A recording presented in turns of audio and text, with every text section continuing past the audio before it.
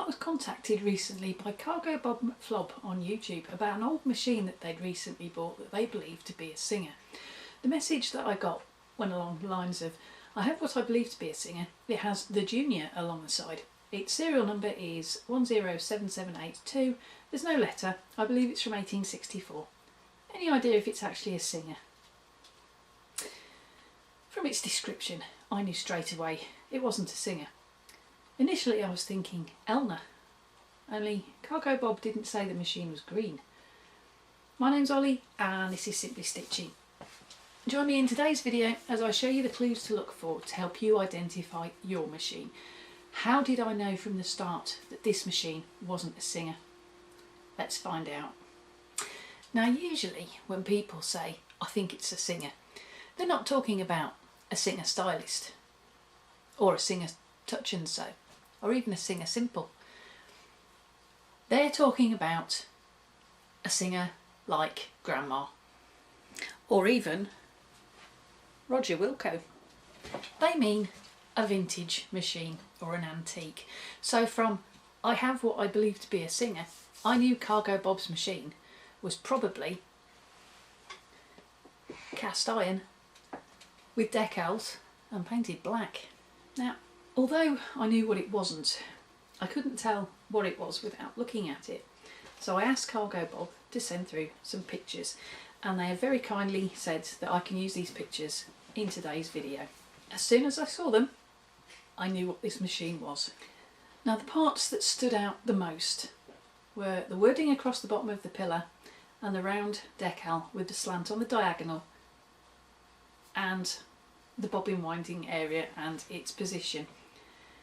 This is a Jones machine, made in Manchester, England.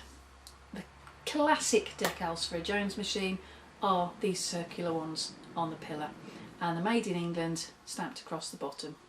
Now I've done a bit of digging on Jones machines and a bit of time over at the Ismax website. The link's in the description box below. Now, according to the Ismax website, Mr. Jones was a little bit miffed by a magazine article in the Journal of Domestic Appliances back in 1855. Apparently the Jones company was only mentioned in passing and then only in connection with making shoes or boots, which is okay, sort of, but not if you're trying to push your sewing machines to a domestic sewing market. It isn't. Not impressed, he retorted in true British style.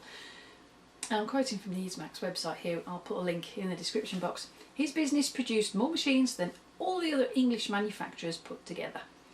Now the emphasis on English is quite important there because obviously at one point the world's biggest sewing machine factory was actually based in Scotland. It was the Singer plant in Kilbowie, Clydebank. So by saying English manufacturers, he's automatically excluding Scotland and the Singer factory and not getting himself shot in his boots. Now, Jones sewing machines, although they were popular, were relatively short-lived. The company was never able to match the dominance of their closest geographical competitor, which would have been Singer. They were actually bought out by Brother in around about 1958, 1962. I hope this video has helped you work out if the machine you've got is a Singer or a Jones or maybe another vintage sewing machine that was around at about the same time.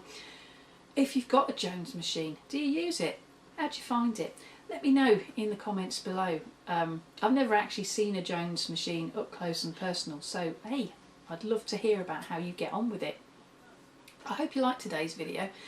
If you did, give it a thumbs up. And why not check out some of my other videos using these links coming up any minute now. Or check out the ones that I've put in the description box below. It's well worth checking out the description box whenever you watch one of my videos because I put all sorts of useful information in there, not just the sources for the research that I do for the videos, but I've got handy product links in there too. as well as credits for sharing resources.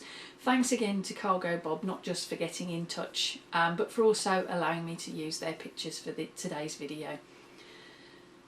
Whatever video you check out next, I hope to see you back here for the next one. And in the meantime, whatever you're sewing it with, embrace your creativity and have fun. Thank you ever so much for watching, and I'll see you next time. Bye for now.